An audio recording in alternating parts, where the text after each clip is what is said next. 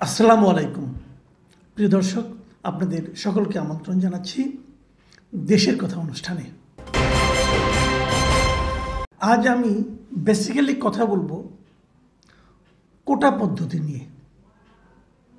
আমাদের চাকরিতে দীর্ঘদিন ধরে একটা কোটা পদ্ধতি ছিল, এখনও আছে। সেই কোটাতে বিভিন্ন শ্রেণীকে, অনগ্রসর শ্রেণীকে এগিয়ে আনার জন্য একটা কোটা পদ্ধতি ছিল। সেই কোটা নিয়ে আন্দোলন হয়েছে, কি হয়েছে সেই বিষয়ে একটু কথা বলবো। তার আগে ছোট্ট করে একটু বলে নিই, আজকে কিন্তু বাজেট পেশ করা হলো আমাদের।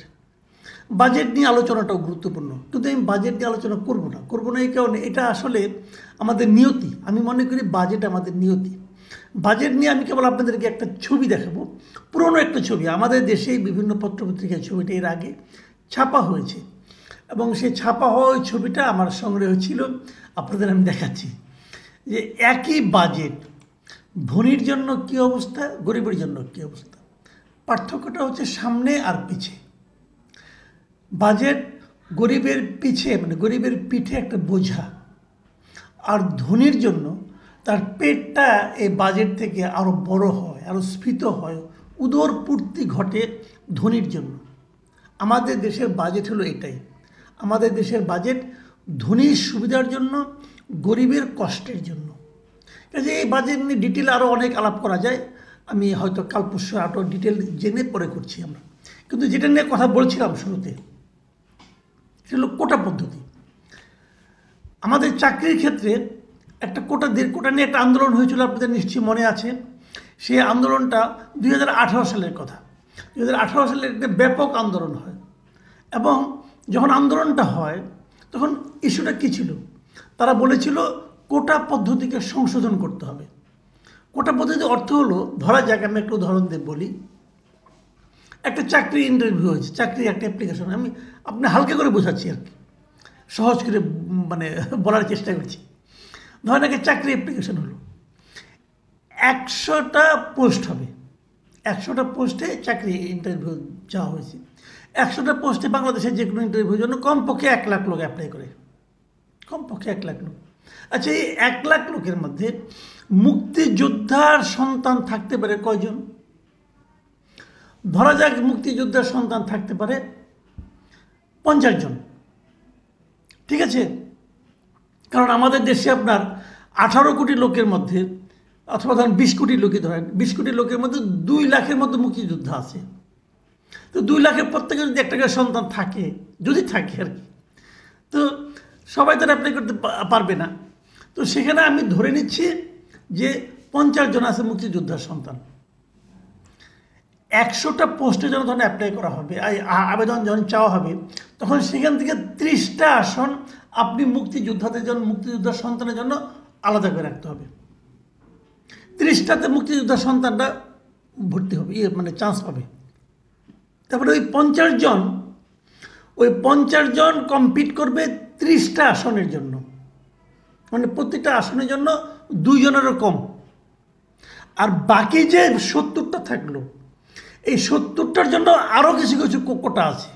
সেটা হলো নারী কোটা 10%, বিভিন্ন জেলা কোটা আছে, সংখ্যালঘু কোটা আছে, উপজাতি যেটা বলি আমরা, ওদের কোটা আছে। সব মিলিয়ে ওখানে চলে যাবে। আর বাদ বাকি যে 17 কোটি মানুষ থাকবে, অথবা 16 কোটি মানুষ ধরেন, এই 16 কোটি মানুষ থাকবে, তাদের জন্য হলো বাকি 50টা। যদি 1 লাখ লোক অ্যাপ্লাই করে, ধরেন আপনার 100-র মতো লোক এখানে থাকবে, অথবা ধরেন 500ই ধরেন, 500ই। আর বাদ বাকি 99,500 জনকে প্রতিযোগিতা করতে হবে বাকি 50টা পদের জন্য। এটা কি একটা ন্যায় নীতি হলো? একটা ন্যায় বিচার হলো? আচ্ছা, আপনি আমাকে বলেন, আপনি মুক্তিযোদ্ধার সন্তান, যদি আমি ধরেন আমি মুক্তিযোদ্ধার সন্তান, আমি অন্যদের চেয়ে এগিয়ে থাকবো। কেন এগিয়ে থাকবো? যে মুক্তিযোদ্ধার সন্তান নয়, তার জন্মের জন্য কি সে দায়ী? সে কি জন্মের আগে আল্লাহকে বলেছিল, আল্লাহ আমাকে মুক্তিযোদ্ধার ঘরে জন্ম দিও না? অথবা আমি যদি মুক্তিযোদ্ধার সন্তান হই, কেউ কি বলে যে আল্লাহ আমাকে মুক্তিযোদ্ধার সন্তান হিসেবে পৃথিবীতে পাঠাও? এটা কি হয়? যে জন্মের জন্য আমার কোনো ভূমিকা নাই, সেই জন্মের সুফল আমি কেন ভোগ করব, অথবা সেই জন্মের কুফল আমি কেন ভোগ করব? সহজ হিসাব। হ্যাঁ, এটা নিয়ে মামলা হয়েছিল। এটা নিয়ে যখন 2018 সালে যখন আন্দোলন হয়, সে আন্দোলনের প্রেক্ষিতে, আন্দোলনের চাপে পড়ে সরকার একটা পরিপত্র জারি করেছিল, মানে একটা নোটিফিকেশন জারি করেছিল যে মুক্তিযোদ্ধার কোটা আর দরকার নাই। বিশেষ করে 9ম থেকে 13তম গ্রেড পর্যন্ত নিয়োগে, মানে প্রথম শ্রেণী এবং দ্বিতীয় শ্রেণী, এই নিয়োগের জন্য মুক্তিযোদ্ধার কোটা থাকবে না, সরকার ডিক্লেয়ার করেছে। সেই ডিক্লারেশনের বিরুদ্ধে মুক্তিযোদ্ধাদের কয়েকজন সন্তান, তারা যে আদালতের কাছে একটা রিট করেছে, 7 জন সন্তান, সেই রিট করেছে 2021 সালে, 3 বছর পরে। সেই রিটের পরিপ্রেক্ষিতে আদালত আদেশ দিয়েছে যে ওই পরিপত্রটা অবৈধ, মানে সরকারের ঘোষণাটা অবৈধ। অতএব এখন অবৈধ হওয়ার মানে কি? তাহলে এখন মুক্তিযোদ্ধার সন্তান জন্য 30% কোটা রাখতে হবে। আপনি আদালত আদেশ দিয়েছে, ঠিক আছে, এটা নিয়ে হয়তো পরে আপিল হবে, অমুক হবে, তমুক হবে, কিন্তু লজিক্যালি আপনি ভাবেন তো এটা কি হয়?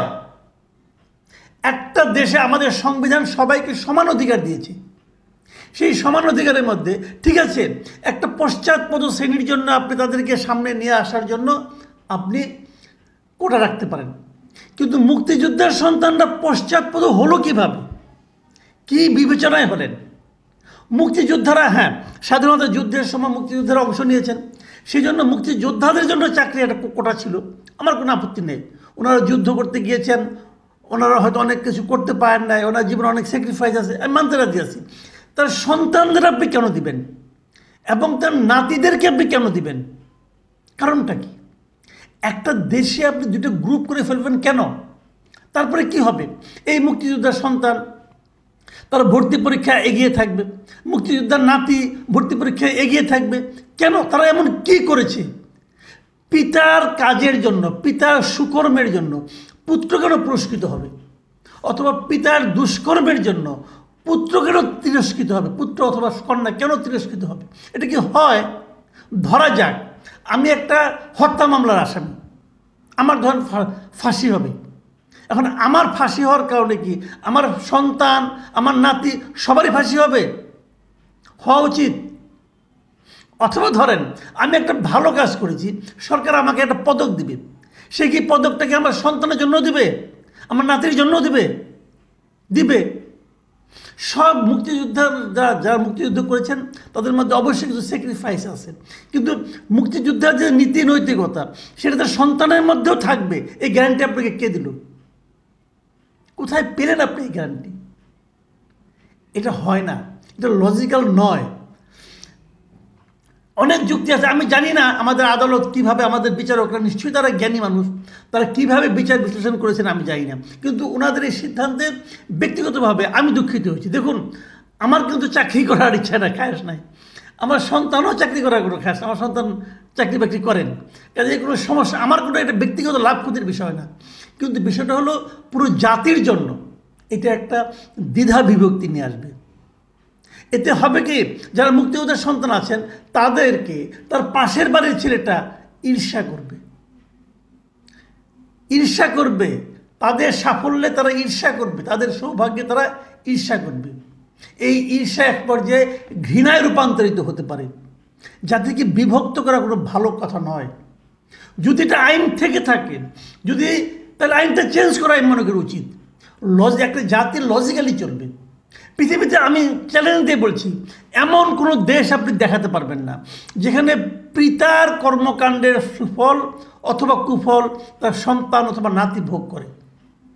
পৃথিবীতে কোথাও নাই, আল্লাহর আইনেও নাই, আল্লাহর আইনেও নাই। আপনি যখন কিয়ামতের দিন আপনার হিসাবে আপনি দিবেন, আপনার সন্তান হিসেবে আপনি সন্তান দিবেন। আপনি সুকর্ম করেছেন, আপনি বলতে পারবেন যে আমি অনেক পুণ্য করেছি, আমার পুণ্যে আমার সন্তানকে বেহেশতে নিয়ে যাও? আপনি বলতে পারবেন? বললে সেটা মানা হবে? কোথাও নাই, একমাত্র বাংলাদেশে আছে। কেন থাকবে এটা? এর বিরুদ্ধে আন্দোলন হয়েছে, সেই আন্দোলনের একটা সুফলও পাওয়া গেছে, কিন্তু সেই সুফলটা সুফল নয় বলে এখন আদালত বলছে। কেন? দেখি মানা যায়? আমি মনে করি মানা। এরই মধ্যে আমি দেখেছি বিভিন্ন জগন্নাথ বিশ্ববিদ্যালয়ে তারা এর বিরুদ্ধে মিছিল করেছেন। তা আদালত কি এটা খেয়াল করে না? যে আদালত এমন আদেশ কেন দেবে যার বিরুদ্ধে গণরোষ তৈরি হতে পারে? যার বিরুদ্ধে গণবিক্ষোভ তৈরি হতে পারে। কেন? কয়জনের জন্য? বেনিফিশিয়ারি কয়জন? সাথে যদি এসে এমন হতো এই চাকরি অবাধ আছে অগাধ আছে তাহলে বুঝতে পারতাম। তা তো নেই। চাকরি বাজার এমনিই সমস্যা। এই সময় কিছু ছেলেরা চাকরি পাচ্ছে না, তারা চাকরির বয়স সীমা বাড়াতে বলছে। বয়স সীমা কিন্তু মুক্তিযোদ্ধাদের সন্তানের জন্য অলরেডি বেড়ে আছে। তাদের জন্য একই দেশ, একই আবহাওয়া, সব কিছু এক, তারা বাড়তি সুবিধা পাবে কেন? আমি মনে করি এটা বৈষম্য, এটা একটা বৈষম্যমূলক আইন। আমি মনে করি এই আইন নিয়ে আলোচনা করা উচিত, এই আইন নিয়ে বিশেষজ্ঞ পর্যায়ে আলোচনা করা উচিত, সারা দুনিয়ার উদাহরণকে মাথায় রেখে আইন করা উচিত। এমন আইন করা ঠিক হবে না যাতে নাকি দেশের সংখ্যাগরিষ্ঠ মানুষ নিজেদেরকে বঞ্চিত মনে করে। প্রিয় দর্শক, এটা নিয়ে আমি আরও কয়েকটা অনুষ্ঠান করবো বলে আমি চিন্তা করছি। আশা করি আপনারা সেগুলিও দেখবেন। আমরা চাই দেশে একটা সাম্য ব্যবস্থা তৈরি হোক। আমরা চাই কেউ যেন অন্যের দিকে তাকিয়ে তাকে ঘৃণা না করে, তাকে ঈর্ষা না করে। আমরা এমন একটা সমাজ চাই। প্রিয় দর্শক, আজ এ পর্যন্তই। আল্লাহ হাফেজ।